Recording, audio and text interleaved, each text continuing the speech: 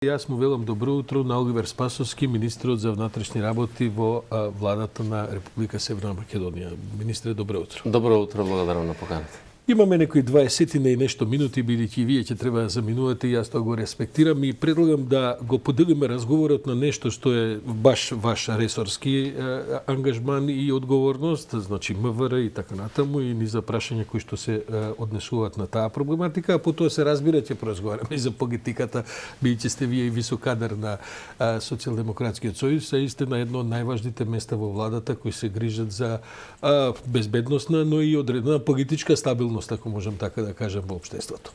Министре, прво да ве прашам, како се движи статистиката со криминалот во Македонија, бидејќи преплавени сме како информативна заедница, како општество, секој ден има толку многу лоши вести, додуше не само од Македонија, од цел свет би рекол и така. Човек да помисли дека живее во една таква несигурност, небезбедност и неизвестност, што можеби треба да размислува на поинаков начин за тоа како да се однесува. Што велат општите статистики за криминалитетот? Јас ќе кажам неколку бројки статистики, меѓутоа веројатно една од причините зашто практично се има таква перцепција во однос на криминалитетот. Зборуваме за споредување на период 2020 година, јануари-октомври и јануари-октомври 2021 година. Ова година имаме намалување на бројот на вкупните кривични дела визави тоа што било во 2020 година. И како податок ќе дадам, година... се извинувам, бидејќи 2020 година, само ако смеам да ви упаднам, е година на корона. Значи, тие цифри, ако се сега намалени, а тогаш беа луѓето принудени да остануваат дома, веројатно се работи за позначен пат. Оти 2020 во тој Да, 2020 година имавме еден сериозен период од годината кој што имаше значителни рестрикции. Така, не се движеа луѓето, претпоставаме заради тоа криминалот. Меѓутоа, сепак стапката на криминалитетот оваа година е намалена. Втор податок, ние имавме по многу линии на криминалитет минатата 2020 година како најдобра година во откривачката дејност и во намалувањето на криминалитетот. Значи, оваа година имаме регистрирано вкупно 19.282 кривични дела за периодот јануари-октомври 2021 година. Минатата година, во истиот период, сме имале 19.370 кривични дела. Незначително, меѓутоа е намалување сериозно со оглед на состојбите кои што се. И при тоа се превземаат некаде мерки против, односно откриени се околу 11.745 расчистени целосно кривични дела. Тоа значи дека стапката на откривачката дејност е 60,91%. Задоволително е ефикасноста. Секогаш треба се стремиме кон зголемување на ефикасноста. Меѓутоа, ако ги погледнеме бројките низ годините наназад, кога таа стапка била 20%, 23, 30 и така натаму како расте, тоа покажува на сериозен ангажман кој што го имаат службите во овој дел. Исто така, сузбиени се 7 организирани криминални групи во текот на овој период, од кои што 5 за недозволена трговија со дрога и по една за кријумчарење на мигранти за безправна сеча на шума. Сега имавте голема акција за мигрантите. Да. И секако во делот на корупцијата, ова сакам посебно да го потенцирам, мислам дека честопати зборуваме многу за спречување на корупцијата, а ако не ги прикажеме резултатите од тоа дека нешто се работи, немаме впечаток дека практично се преземат одредени мерки. Во корупцијата забележено е зголемување на откривачката дејност за 58,3% во споредба со истиот период од минатата година. И во овој период откриени се 114 кривични дела од областа на корупцијата.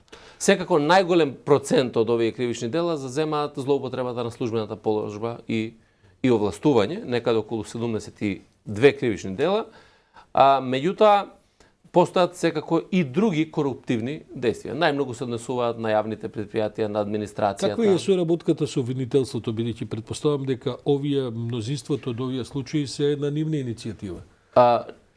Иницијативите се зависно од пријавите каде што ќе се доставуваат. Најголем дел од иницијативите доаѓаат од МВР, меѓутоа Според законот за кривична постапка, доминус литис на постапката е јавното обвинителство. И сите работи кои што ги превземаме во делот на откривањето на кривичните дела се однесува на превземање на кривични дела заедно со обвинителот.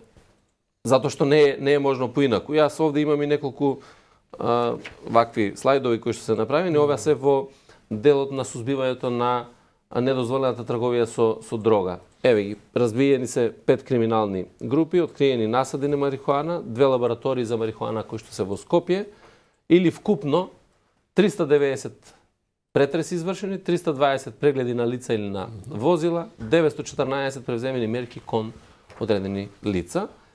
Ова е слайдот за корупцијата за која што говорев. И во делот на сообраќајот исто така. Тоа сакам да ве прашам, бидејќи се создаде една атмосфера прилично негативна пред се заради неколку судски пресуди, дека во Македонија нема правда кога се со тешките сообраќајки во прашање и кога има дури и смртни последици, дека судовите судат со различни стандарди и така натаму, дека луѓе кои што предизвикуваат опасни последици по живот поминуваат со условни казни и така натаму. Од друга страна, ние сме сведоци од вашите секојдневни билтени, овдека повремено го вклучува и вашиот портпарол за одредени статистики. Вие сте многу излезени на терен и работите секојдневно, мерите брзини, казнувате за се и се што него и така натаму, зашто може да се и лутат граѓаните. Но какви ви се статистиките во областа на сообраќајот? Прво, ние на месечно ниво правиме пресек, статистика за тоа како е состојбата во однос на жртвите во сообраќајот. Ова е за октомври 2020 и октомври 2021. Октомври 2020 година имаме 11 жртви во сообраќај. Октомври 2021 имаме 5 жртви во сообраќај.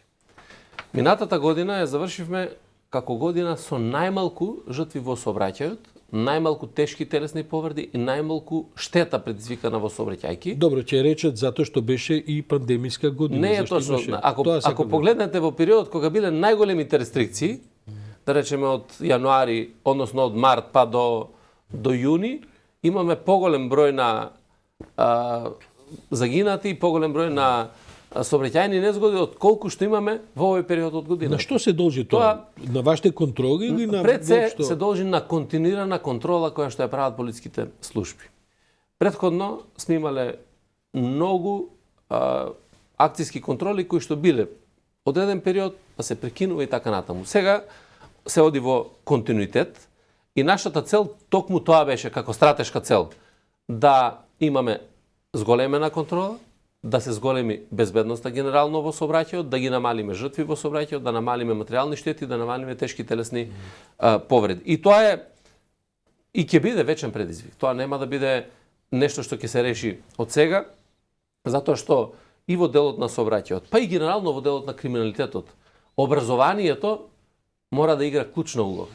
Ние мораме од мали нозе децата да ги учиме на тие морални етички норми на кои што треба да постапуваат, па и во делот на сообраќајот. Само како статистика. Значи, до сега имаме од јануари до октомври 96 загинати лица во делот на сообраќајки. Инаку при редовно контролирање, кое што го правиме плански, до сега се регистрирани 166.583, односно 853 прекршоци. Па не е чудо што губите избори на кои што бележат прекршоци, зголемување за 70%. 70% што? Повеќе изречени казни? Изречени казни. Тоа е нешто што секако ќе предизвикува внимание кај луѓето и реакции позитивни или негативни. Ако имате повеќе полиција низ улиците, повеќе контрола и така натаму, реакцијата е веднаш зошто имаме толку полиција. Да. Ако нема полиција, каде е полиција? Реакцијата е зошто немаме полиција. Така да тоа е секогаш најгласни се луѓето кои што не се задоволни од одредена состојба. Тие што не се задоволни од тоа што има повеќе полиција, тие се погласни, посебно нели на социјалните мрежи, во тој виртуелен свет и создаваат одредена перцепција. И на крајот рековме зошто е таа перцепција во јавноста. Ние, како раководство на МВР, сменивме една пракса која што беше до 2017 година. да не се објавуваат сите настани во дневните билтени на МВР. Тоа имаше селекции кои што се правеле. И јас кога ја издадав наредбата дека се што се случува ќе треба да објавиме, да бидеме транспарентни пред граѓаните, првичната реакција од службите во тој момент беа: ама министер, не е добро, ова ќе предизвика реакција дека има криминалитет. Меѓутоа, ние сме обврзани пред граѓаните да имаме транспарентност и да покажеме сето тоа што се случува во општеството и се гледа низ периодот. Она за што сега ве тоа прозиваат во последниве, да кажем, недела две, се овие настани врзани со евентуално крадење струја, околу копање биткоини и така натаму. Тоа е голема тема за која што претпоставувам дека целото општество ќе треба наново да разговара. Меѓутоа, имате ли зголемен број на случаи каде што констатирате крадење струја, па макар и за копање биткоини, или немате увид во тоа зашто се краде, ако се краде и така натаму? Ќе ви дадам и тука статистика. Ајде. Значи, крадењето на струја не е нешто што сега ни се случува. Се актуализира, можеби, во овој момент. Инаку, кражба на струја постоела и претходно, и затоа и кривичното дело, кое што е во нашиот кривичен законник, гласи кражба на електрична енергија, топлинска енергија и природен газ. Тоа е измена која што е направена, сега е член 235а од кривичниот законник, во кој што се офаќаат сите овие кривична дела за кражба на електрична енергија, на топлинска енергија или на природниот газ. Што е битието на кривично дело? Да се превземаат приклучоци да се прават на дистрибутивната мрежа, без за тоа да биде се разбира, без овластување и така натаму. Без овластување преку дистрибутерот и така натаму и така натаму. Значи, ние на подрачјето само на СВР Скопје за 2021 година имаме 41 кривично дело под овој член 235а, при што се поднесени 40 кривични пријави против 45 сторители. Значи, за кражба на електрична енергија, дали е тоа топлинска енергија или природен газ, од извршените дополнителни проверки во евиденциите на единици за внатрешни работи утврдено дека 3 кривични дела се извршени од 4 сторители, а се однесуваат на кражба на електрична енергија, топлинска или природен газ со приклучување на компјутерска опрема на електричната мрежа со цел дигитално за овој период од 2021 година, јануари, октомври. Само 3 имате фатино крипто копачи. 3 имаме заради електрична енергија со приклучување на компјутерска опрема за искупување на криптовалути, дали се тоа биткоин или етериум. Добро, на кој начин ве прашам? Остатокот од 41 кривично дело се кражба на електрична енергија. Што сакам да кажам, дека кражбата на електричната енергија не може да се поврзува само на еден начин. Сигурно. И секако дека се постапува по пријави. Дали е тоа на дистрибутерите, на дистрибутерите, на собствениците на објекти. Министре, насловите се и пресконференциите на опозицијата, владата да Заев краде струја за да копа криптовалути и така натаму. Па тоа се целосно небулози кои што сакаат да се прикажат во јавност. Вие водите голема институција со многу објекти. И која е вашата можност како раководител на така голем сектор со многу луѓе, со многу објекти, всушност да знаете дали негде се краде струја за копање криптовалути или не? Имате ли, како да кажем, некаков систем во кој што тоа може... Оти сега видовме во железници, таму некој бил приклучен, ќе видиме зашто било, дали било и така натаму. ГТЦ беше на дневен ред, нели, дали се копало или не. Еве вас ве прашувам, водите огромно министерство. Значи, секаде во рамките на оделите во Министерството, секторите за внатрешни работи, постојат одговорни лица кои што раководат практично со оделот и ние на месечно ниво добиваме фактури во однос на електричната енергија, во однос на потрошувачката на вода, во однос на топлинската енергија и така натаму, и се гледаат трошоците каде што се. Ние, например, имавме, ова како пример го кажувам, во 2017 година фактури кои што оделе можеби повеќе од 2 години, огромни фактури на вода, за вода во Министерството за внатрешни работи. Зборувам за зградите тука што се во МВР. И тоа стана сомнително, затоа што не можете да имате огромна потрошувачка во овој момент. Ангажиравме стручни луѓе и најдовме практично каде ја губиме водата. На дотраени цевки и така натаму, кои што се променија и сега за неколку пати се намали таа фактура. Така да, доколку се пристапува одговорно во рамките на институцијата, домаќински, секој еден може да се примети дали имаме одредена кражба на електрична енергија, начин. Сега, важно е и како го спроведува тој начин на кражба на електрична енергија. Едно е и најчесто под овие кривични дела кои што ги имаме е неовластено приклучување на дистрибутивната мрежа. Значи пред броила на соодветни начини во кои што вие нема да можете да откриете дека нешто се случува, и затоа кога ќе пристапуваат колегите мора да го утврдат тоа како доказ, го утврдуваат и на тој начин се поднесуваат кривични. Инаку ние во рамките на МВР превземавме низа на активности кои што се однесуваат токму на ова, да правиме заштеди на електрична енергија, практично заштеди од буџетот на Министерството, од една страна, и секако да направиме се што е во наша можност тие трошоци да ги намалиме. Сега, затоа што при реконструкцијата правиме енергетски ефикасни фасади, менуваме прозорци и така натаму, сето тоа ја намалува потрошувачката на електричната енергија.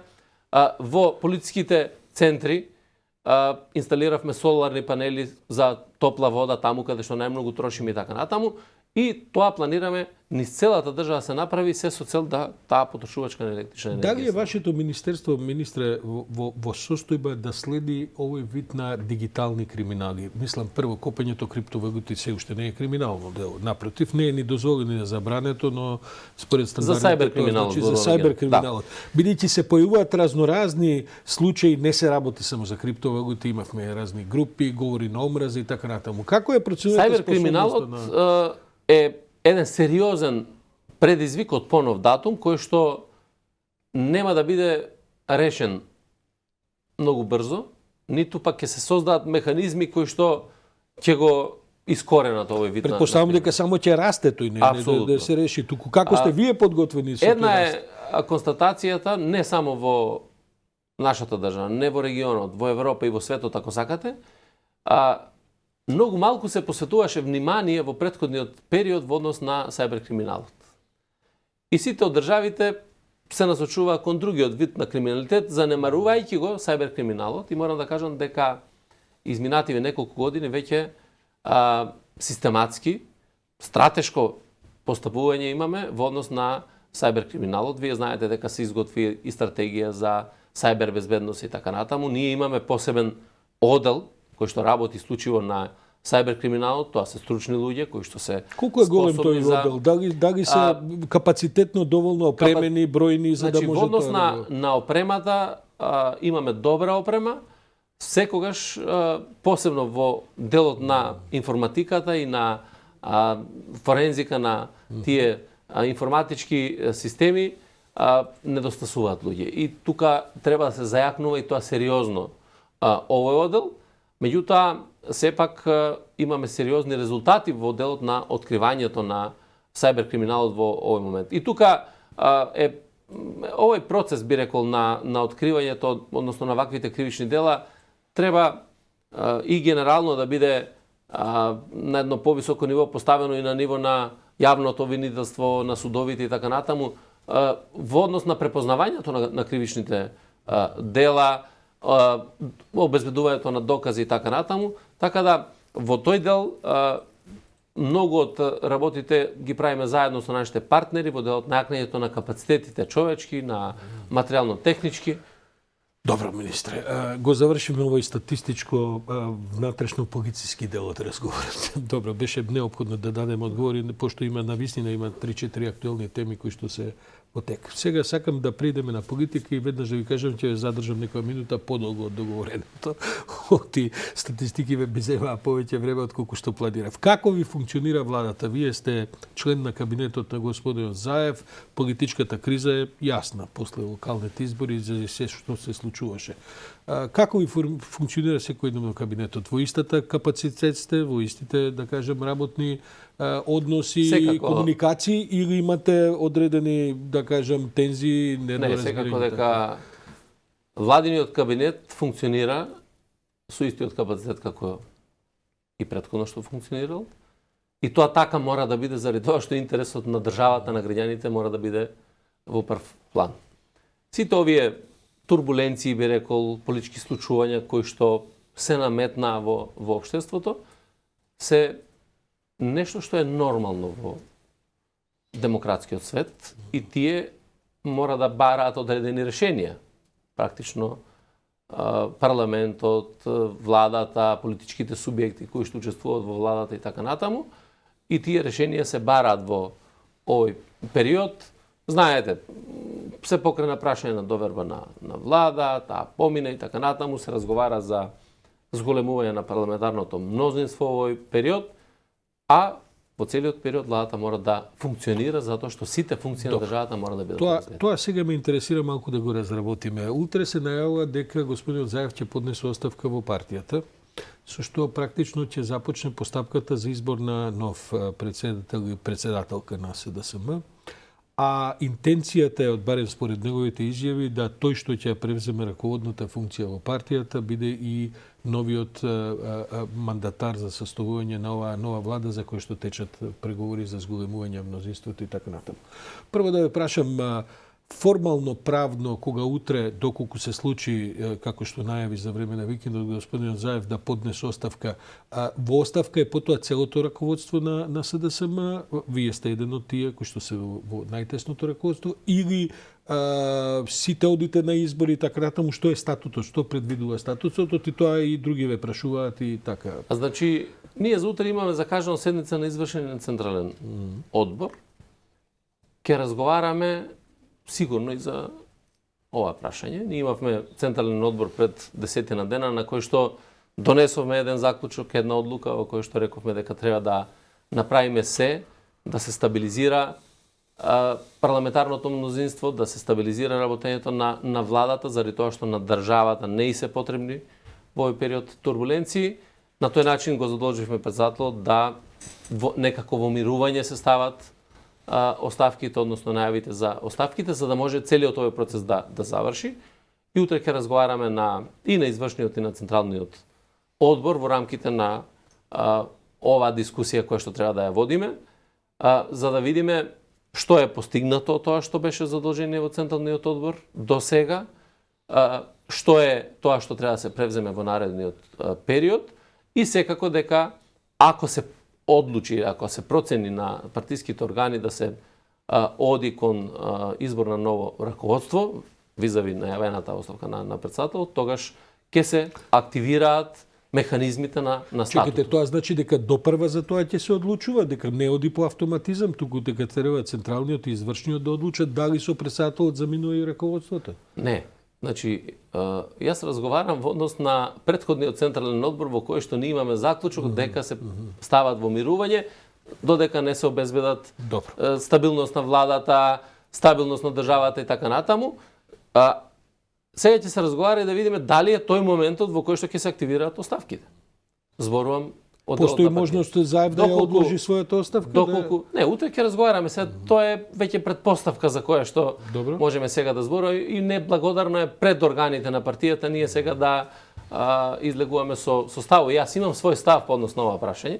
Може да го знаеме? Ќе го дознаете после седниците. Инаку никогаш, па ниту сега сакам да дискутирам за мој став пред да разговараме во рамките на органите на партија. Доколку тоа се случува, секако се носи правилник со роковник за спроведување на постапка за избор на председател.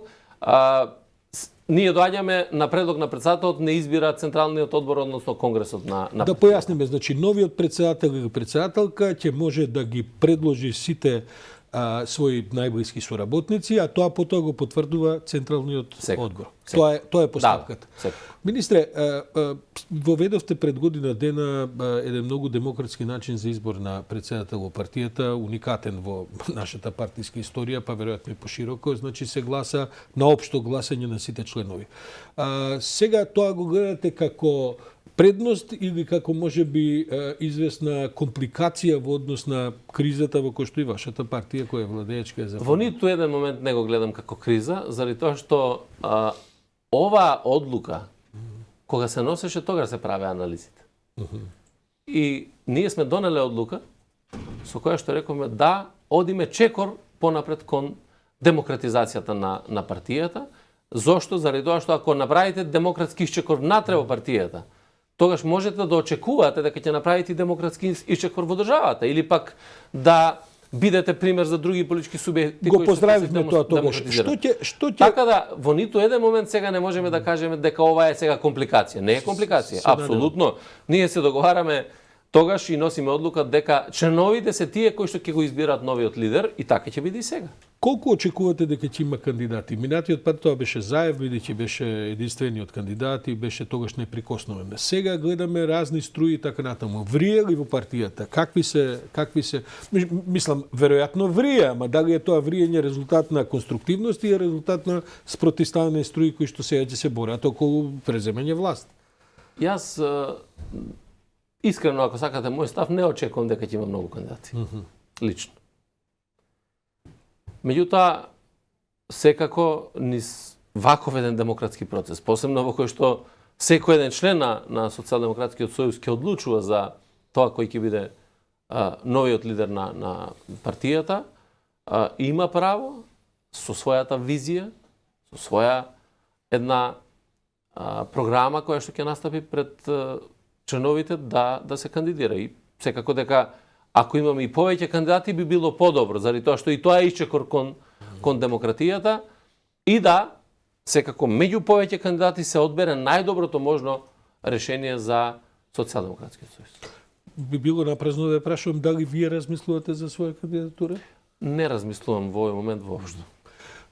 Некако се случи, господин Спасовски, Куманово да стане едно подрачје во државава каде што силата на вашата партија таму е инаку недвосмислена, бидејќи опозицијата има релативно мала поддршка во Куманово, меѓутоа заради познатите настани за расцепи и контрадикции, спротивставувања, знаеме дека Кумановскиот градоначалник веќе изјавува дека ќе се амбицира да се кандидира за челното место на партијата.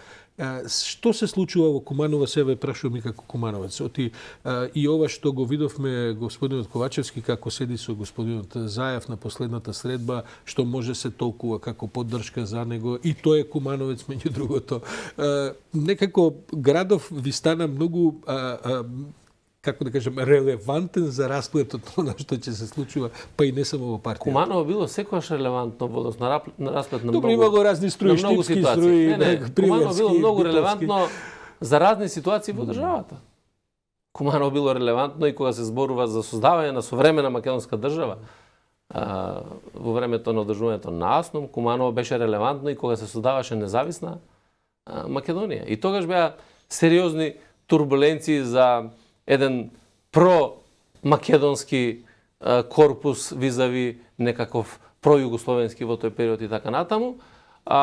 Меѓутоа, важно е дека Куманово никогаш не отстапува од тие левичарски идеи, слободарски идеи, идеи кои што се подпираат на антифашизмот, на слободата, на демократијата, на прогресот и на просперитетот.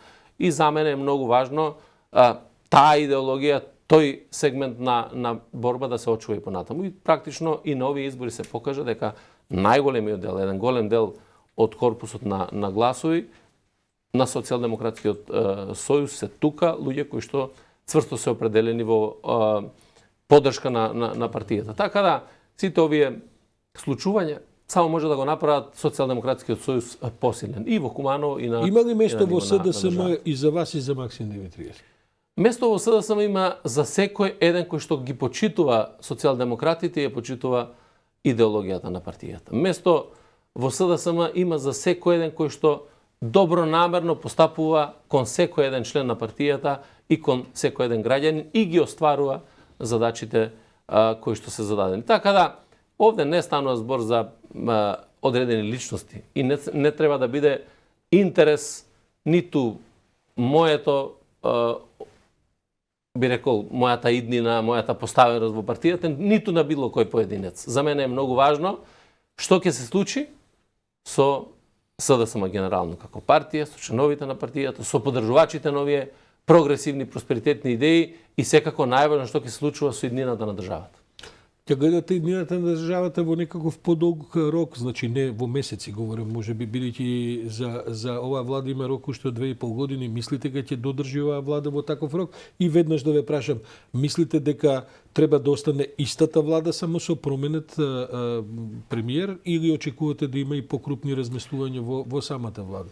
Не, во однос на доколку дојдеме во ситуација на избор на ново лидерство во Социјалдемократскиот сојуз, нов председател, секако дека секој еден кој што се кандидира со своја програма и ќе се кандидира со свој тим кој што треба. И тоа е нормално дека мора да настанат одредени промени. Исто така мора да настанат и одредени промени во владата. Во ниту еден момент не може да очекувате дека ќе дојде премиер на иста влада кадрски поставена и тоа не е ниту добро, ниту здраво за сите. Коалициони партнери очекувате дека тоа ќе се случи? Не, тоа видите, ќе одлучуваат нели коалиционите партнери во однос на оценките кои што ги имат и секако мандатарот за состав на владата. Мандатарот за состав на владата треба да биде човекот кој што пред се ќе има оценка на состојбите во функционирањето на владата и досега.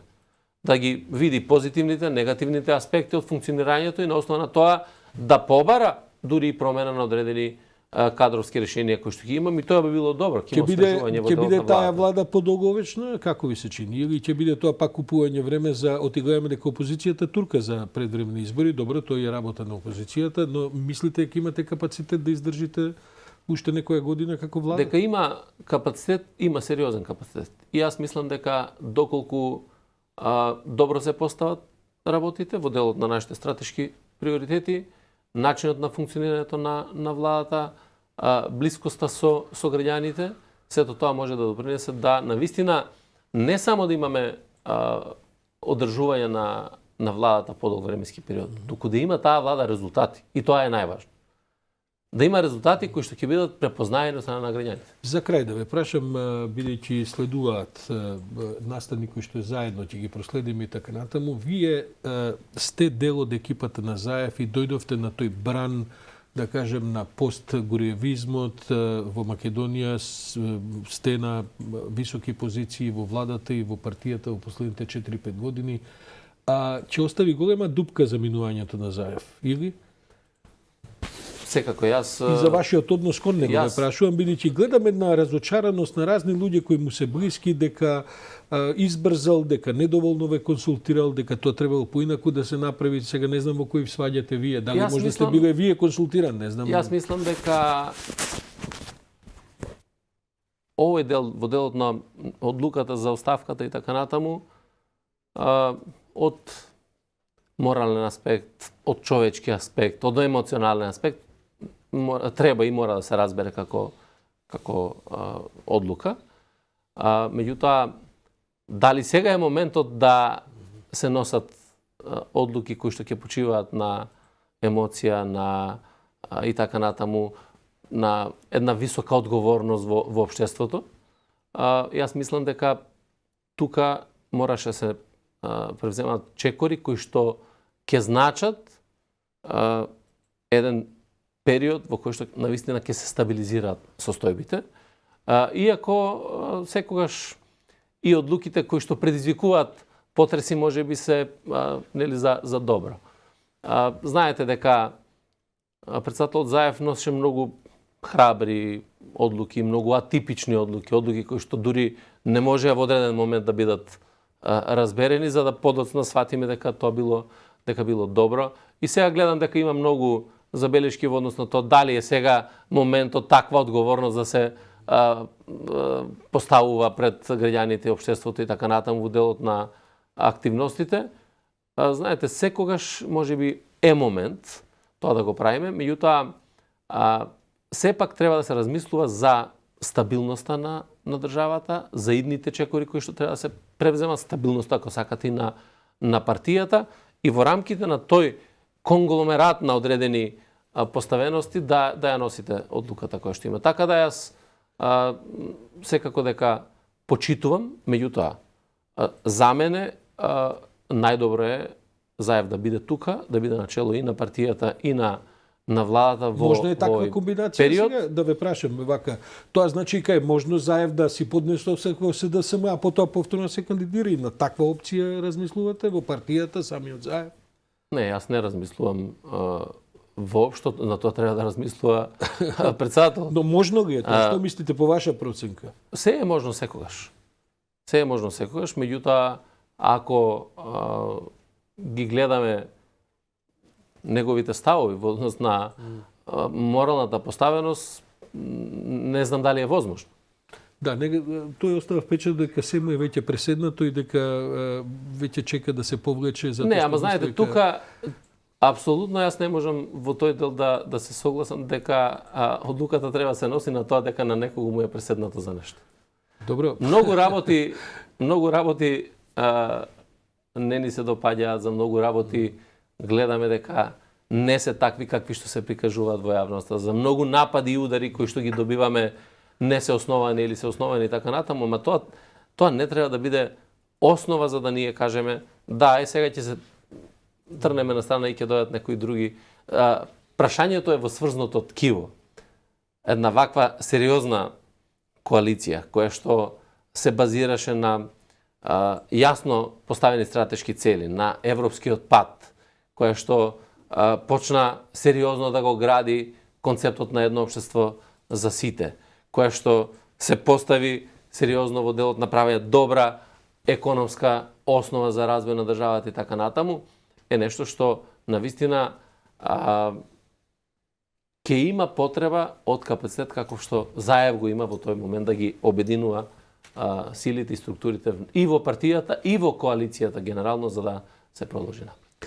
Господине министре, претеравме многу над времето што го договаравме цели 7-8 минути. Јас ви Вие благодарам сте домаќини и како да, јас мислев дека ќе ме буцнете за да станете да одите и така, затоа си дозволив малку и да продолжиме со овој разговор, бидејќи мислам дека е време да си ги образложите ставовите, затоа многу не ве ни прекинувам, затоа што е битно да видиме што се вашите позиции во однос на сите овие односи. Ви благодарам за ова гостување во утрински брифинг, а колегата Александар Петрески има ги нешто од МВР додека е тука министерот за внатрешни работи. Оној напад вчера во гостиварско чекање врз јавен обвинител, основното јавно обвинителство. Според последните информации се дека 3 лица се приведени. Како тече понатаму постапката?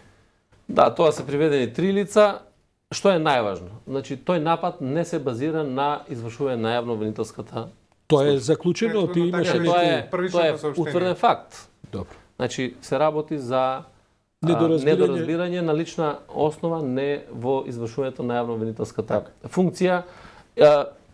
И тоа го констатираме на основа на анализи кои што ги направивме во делот на кривичната евиденција на лицата кои што се учесници во настанот, нема дела кои што се водат и така натаму, едноставно заради на некој му пукнал филм меѓучовечките односи, меѓутоа секако треба да имаме сериозен одговор и затоа постапувањето е ефикасно, апсењето на тие лица, одредување на одредени мерки, впрочем, како и за други кривични дела е многу важно ако сакаме да имаме и резултат.